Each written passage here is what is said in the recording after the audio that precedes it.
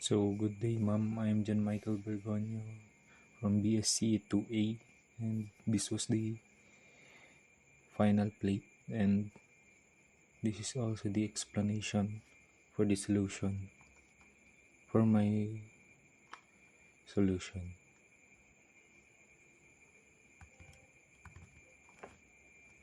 So, let's go for the first question, first problem under kinetic of particle force and acceleration.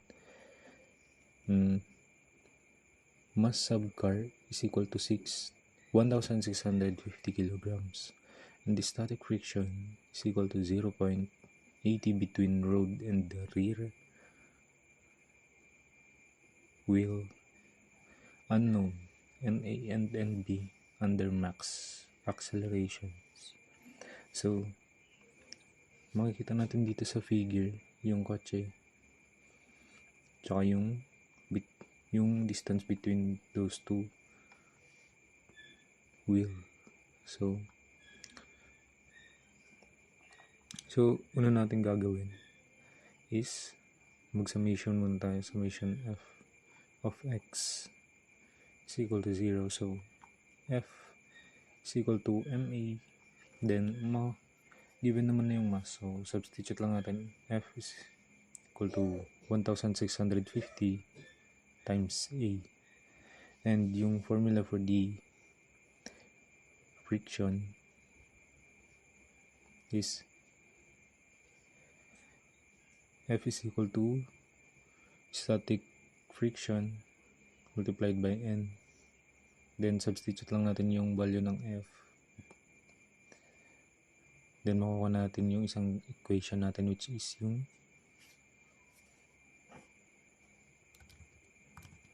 yung 1,650 times A is equal to static friction times B. That is the equation 1 natin, guys. So next is summation tayo sa f of y is equal to 0.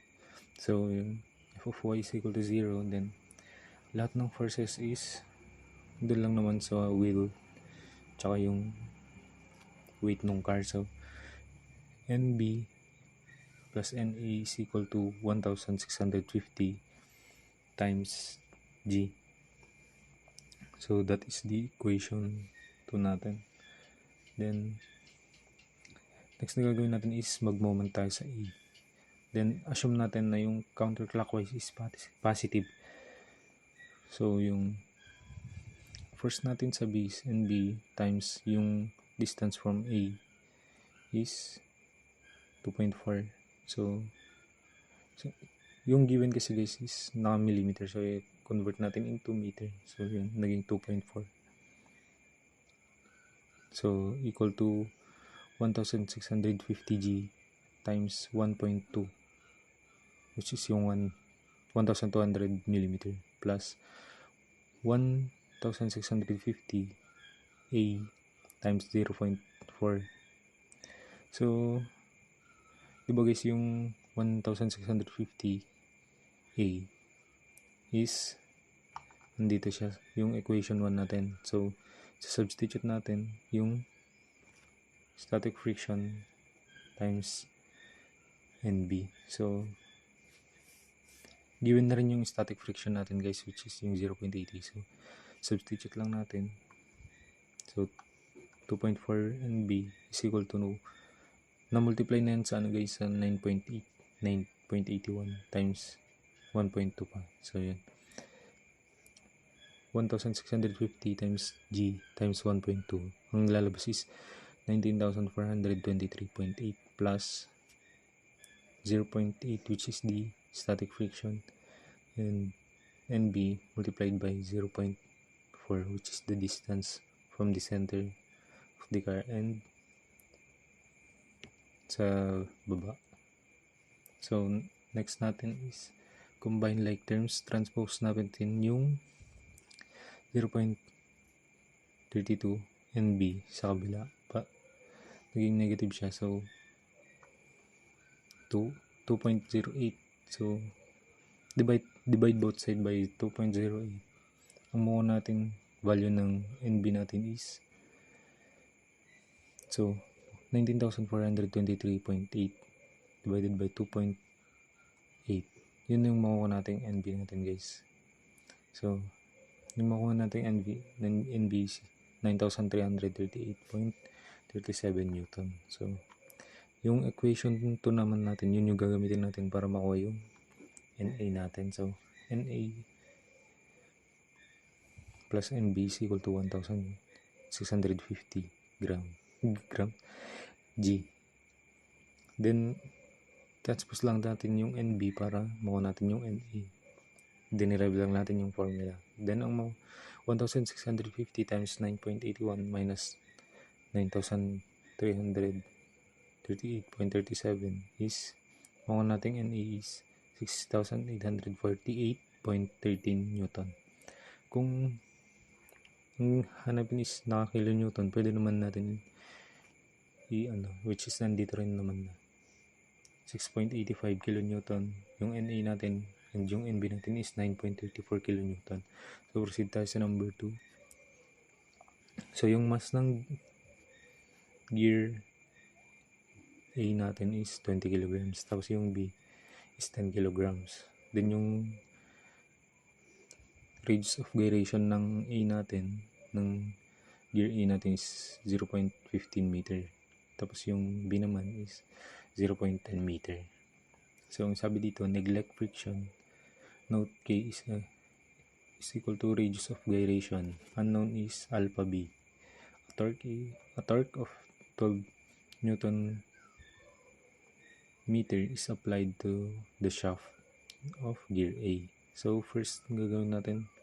So, andito na yung moment diagram, yung free body diagram. So, andito nakadrawing. So, yung ano natin is 12 Newton per meter. Then, ang kukunin natin is IA, which is yung moment of inertia. Then, ang formula lang doon is M sub A times K sub A square. So, meron naman yung sa A natin, yung gear A natin. So, 20 times 0.15 square. Ang makuha natin is 0.45 kilograms meter square. So, sa B naman, sa gear B natin, yung makuha natin is yung M sub B K sub B square is yung makuha natin is 0.1. Then, pwede tayo mag-moment sa may A. Moment A is equal to I sub A and alpha A. So, substitute lang natin yung moment A natin. M is equal to F. RA is equal to I sub A alpha sub A. So, yung M natin is 12. Given na siya. So, then, minus F times yung RE natin, naka-millimeter. So, don't forget to convert into meter. So, 0.24 is equal to yung IA natin, guys, is nauna natin, which is yung 0.45 times alpha A. So, transpose natin yung F times 0.24 para maging positive. Then, divide both side by 0.24. Ang makuha nating value ng F dito sa equation natin na ito is 50 minus 1.875 alpha sub A. So, gawin natin next is mag-equate tayo ng equation, na next equation, which is kunin natin yung value ng alpha A. Then, di ba, R sub A times alpha A is equal to R sub B alpha B. So, drive lang natin, divide both side by RA. So, makuha natin yung value ng alpha A. So, given naman na yung RA tsaka RB. So, substitute lang natin 180 over 240 multiplied by alpha B. So, ang makuha natin is 0.75 alpha B. Yun yung value ng alpha A natin. So, substitute natin yung alpha A dun sa equation 1 natin. So, ang makuha natin na F is equal to 50 minus 1.41 alpha B. So, next naman natin na gagawin is mag-moment tayo sa B. Moment B is equal to I sub B and alpha sub B. Then F multiplied by RB is equal to I sub B and alpha sub B. So, yung I sub B natin is 0.1. Then, substitute lang natin. Pati yung RB natin is 180 mm. So, convert into meter, 0.18. So, divide both side by 18. Makuha natin na F is 0.56 alpha B.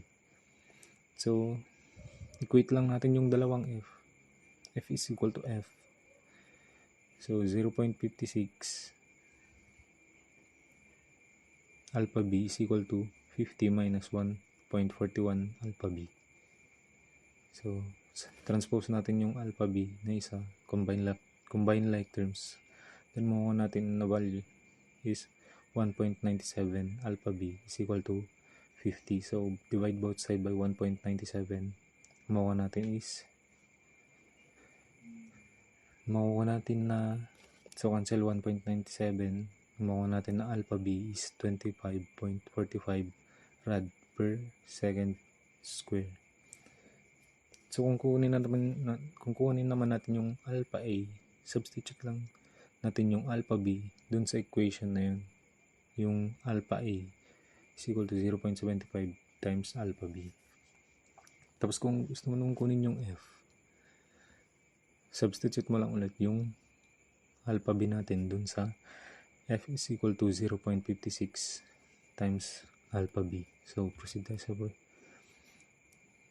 sa problem number 3.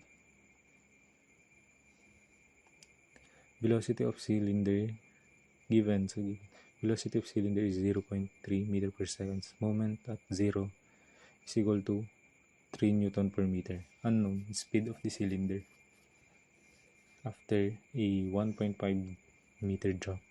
So, solution, T1 is equal to U from 1 to 2 is equal to T2. So, yung formula natin for T1 is 1/2 mv sub 1 square plus 1/2 I is W sub 1 square. So, substitute lang natin yung mga value, guys. 1/2, yung M natin is 8, yung V natin is 0.3 square. So, 1/2. Tapos yung I natin is 12.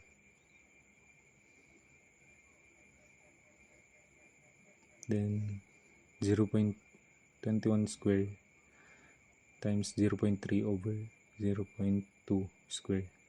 So, ang makuha nating value ng T1 is 0.96 joule. Then, parang same lang din sa guys, sa T, yung T1 tsaka T sub 1 tsaka T sub 2 ng formula. So, same lang sila. So, substitute lang ulit natin. 8. Pero dito guys, hindi given yung yung velocity, yung V. So, i-leave lang natin na ganyan. Then, ang makuha nating value ng T2 is 4V square plus 6.615 V square. So, combine like terms, ang makuha natin is 10.62 V square. Then, sa U naman, formula dun is W times S sub 2 minus F sub 1 minus M multiplied by Q sub 2 minus Q sub 1. So, substitute lang natin yung mga natin yung sa may given, which is dito rin sa picture. So, 8 times 9.81 times 1.5 minus 3 multiplied by 1.5 over 0.2. So, ang makuha nating value ng U is 95.22 joule. So, kuha naman na natin. So, substitute lang natin yung una nating formula dito na T1 plus U sub 1 to 2 is equal to T2. So, substitute lang natin. Combine like terms. So, ang divide both side natin ng 10. Then, ang makukuha natin is 9.06. So, para matanggal yung square ng V, square both side. Square both sides. So, makuha natin value ng V. So, ang speed ng cylinder after a 1.5 meter drop is 3.01 meter per seconds. So, yung number 3 natin. So, proceed tayo sa number 4. The body and bucket of skid steer loader has a weight of 2,000 pounds and its center of gravity is located at G. Each of the 4 wheels has a weight of 100 pounds and the radius of gyration about its center of gravity of 1 feet. If the engine supplies a torque of M is equal to 100 pounds per feet, 1 pounds feet to each of the rear drive wheels, determine the speed of the loader in T is equal, yung time natin is 10 seconds. Starting from the rest, the wheels roll without slipping. So, ano natin gagawin guys is, gawin natin yung moment of inertia. So, sa may A muna. Sa may A. Wheel A. So, substitute lang natin. IA is equal to IB. So, 2M K square. So, given yung naman natin yung moment of gyration. Yung gyration. Radius of gyration. So, yung 2 times 100 over 32.2. Which is yung yun guys, yung G kapag naka-fit yung given. Convert lang. Tapos yung makuha nating A natin is 6.21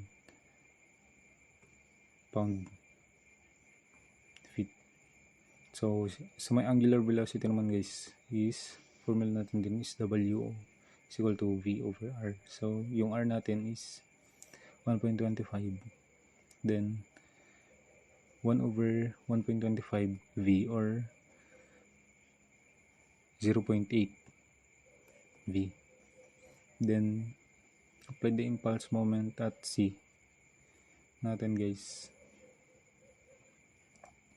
So, substitute lang guys. 0 plus 2 multiplied by 100 times multiplied by 10 minus AX multiplied by 10 multiplied by 1.2 which is the radius, then is equal to 6.21 times 0.8 which is yung value ng angular velocity natin, plus 2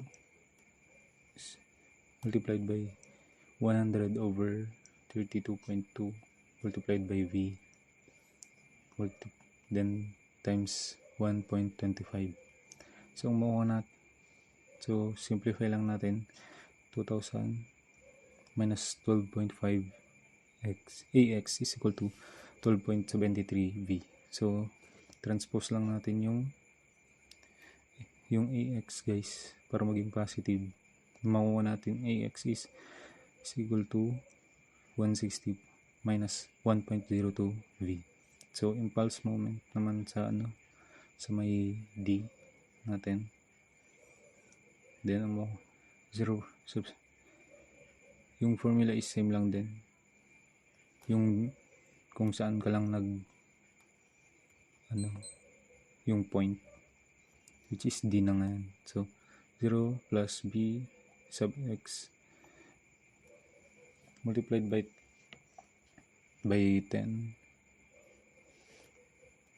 times 1.25 is equal to 6.21 times 0.8 V plus 2 times 100/32.2 multiplied by V and times 1.25. So, simplify.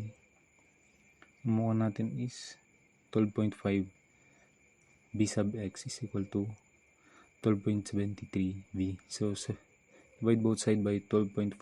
Ang mukha natin na value ng V sub x is 1.02 V. So, next na gagawin natin is yung energy equation. So, M multiplied by V sub A multiplied by X plus the summation of integration of fx from R1 to R2 with respect to t. So, it's equal to M multiplied by V sub A times X. So, ito lang siya guys. A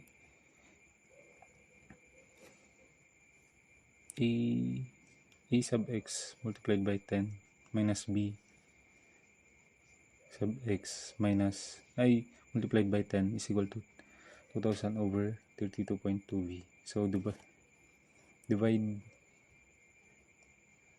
divide both side by 10 guys, makakancel yung 10. Then, ang equation na makakuha natin is AX minus BA A sub X minus B sub X is equal to 6.21 V. So, substitute lang natin yung value ng A sub X tsaka B sub X para makuha natin yung value ng V. So, yung value ng A sub X natin is 160 minus 1.02 V. Tapos yung value naman ng B sub X is 1.02 V. So, combine like terms guys. Makuha natin is 160 is equal to 8.25 V. So, divide both side by 8.25. Ang mukha natin na value ng V is 19.39 feet per seconds. So, that is the answer for the number 4. So, that's it. Thank you, ma'am.